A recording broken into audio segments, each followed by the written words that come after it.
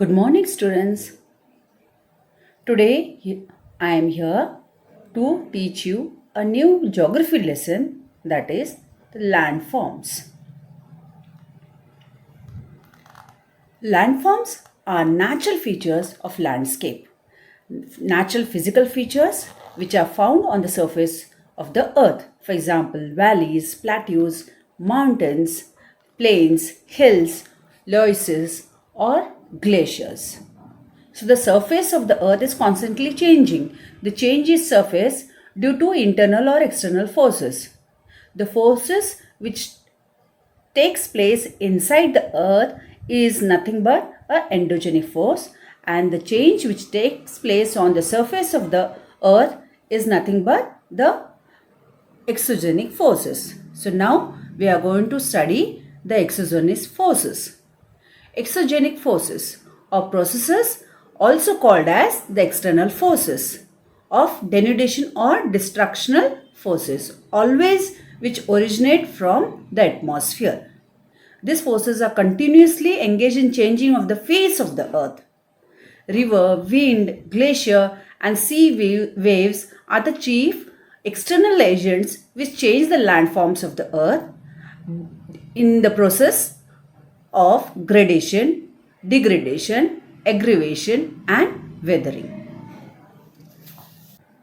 Endogenic forces. The forces coming from within the earth or taking place in the interior of the earth are called as endogenic forces. They work suddenly as well as slowly. They produce movements on the earth crust and often lead to either mountain building or volcanic eruption or earthquakes. So hence they are known as also earth movements.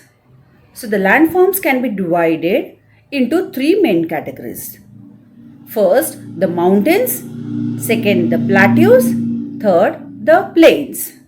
Now first, we are going to study about the mountains. A mountain is a mass of land considerably higher than the surrounding areas. It is generally more than 600 meters above the sea level and has a narrow or conical shape. Mountains are groups of very high hills forming long chains, which are called as ranges. Most of the mountains are formed or more than chain parallel to each other. So one of the example you can see in India, that is Himalayas in the northern parts, which has three major ranges extending from west to east. Mountains are found in many parts of the world. If you see in the map, you can find many mountain systems spread out from region of Pamir Knot in Central Asia. All the mountains do not look alike. They don't look same. Some of them are tall and some are pointed peaks. So they are called as those which has pointed peaks are known as young fold mountains, and the example is the Himalayan mountains, which is a young mountain. Some mountains are low in height and their peaks are rounded. So they are called as old mountains. The Aravalli is an example of old mountains. So here in the map you can see in the index they have given the young fold mountains and the old fold mountains. You can see in the map many mountains are shown. They have divided into young fold mountains and old fold mountains. Importance of mountains. Mountains play an important role in affecting the climate of an area. For example, Himalayas prevent the cold winds which comes from the North Asia blowing into India. Second, mountains play a significant role in providing water and food supply to the millions of people of the world. About 13% of the world's population live in mountains. Mountains are a major source of timber wood. They provide habitat to millions of birds and animals also. Formation of mountains. Mountains are formed due to folding, faulting and volcanic activities. Now, faulting is the process that produces folds or bends in the rocks due to compressional pressure. Faulting is the process that leads to fracturing of rocks or cracks in the rocks due to stretching of the rocks. Many mountains were formed as a result of the Earth's tectonic plates. The Earth crust is made up of multiple tectonic plates, and due to this, the tectonic plates collide each other, and as a result, geological activity takes place below the surface. When two tectonic plates converge or meet each other, their edges can crumble, kind of like aluminum can does when you crush it. The result of these tectonic plates crumbling is huge slabs or turns into rocks which are being pushed up into the air.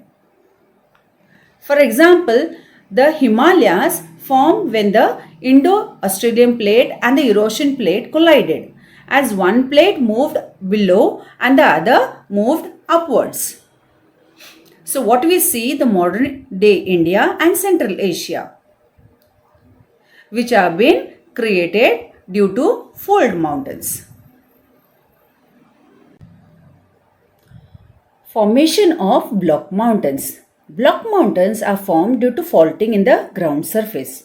The faulting is caused by the tensile and the compressive forces motored by the endogenic forces which take inside the earth.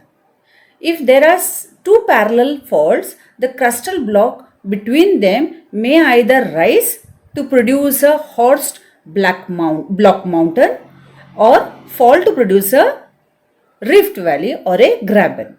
Here you can see in the picture they have shown that the fallen portion is a graben, that is a rift valley, and the portion which is risen is a horst block mountain. Vos and Black Forest in Europe, Vindhyas and Satpuras of India, Sierra Nevada of United States are some examples of block mountains. Volcanic mountains. These mountains are also known as the mountains of accumulation because these have been formed due to erosion and deposition of the lava. At the time of volcanic eruption, you can see the lava comes out from inside the earth and gets deposited around the crater of the lava to form a mountain. So for example, Mount Kilimanjaro is in Africa and Mount Fujiyama in Japan are the examples of volcanic mountains. Valley. A valley is a low area between hills. It produced through faulting. It is formed where there are at least two parallel faults or cracks, planes, and the rocks is in between the two fault planes have subsided. So typical examples of these valleys are the Great Rift Valley of Africa, Red Sea, and the Gulf of Suez. The Nile also flows through a rift valley in one part of the course. The Dead Sea, the Valley of Jordan, and the Rhine Valley of Europe are also the valleys which have been formed due to faulting. It is believed that the valley of River Narmada is in India has also been formed through this activity of faulting. The plateaus.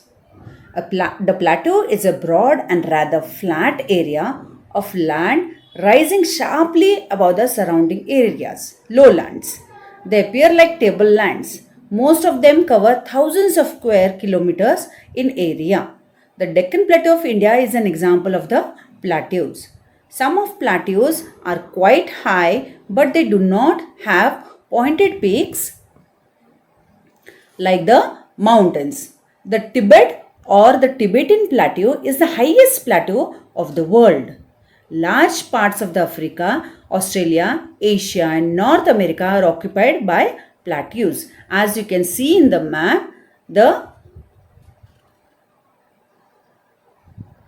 different plateaus which are found in different parts of the world.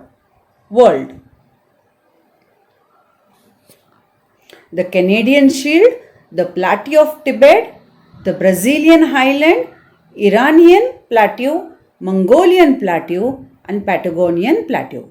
These are the different plateaus which are found in the different parts of the world. Plains. A plain is a broad area of relatively flat land. Plains do not usually have a height above 160 meter, but many plains above 400 meter exist in many areas. The plains are usually lowlands. Many of them are smooth, while others are slightly rolling. Now we are going to study the classification of plains. Classification of plains.